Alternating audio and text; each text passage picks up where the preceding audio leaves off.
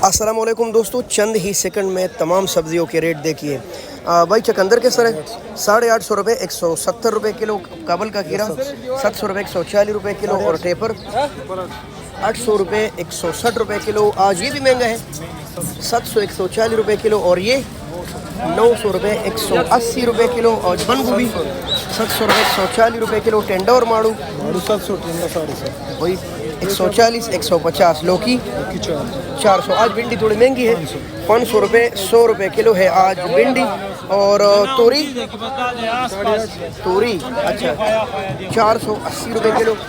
और लौकी 500 100 रुपये किलो। और गोल कद्दू अच्छा गोल बैंगन 500 यानी कि 100 रुपये किलो। करेला है आज 500 रुपये 100 रुपये किलो।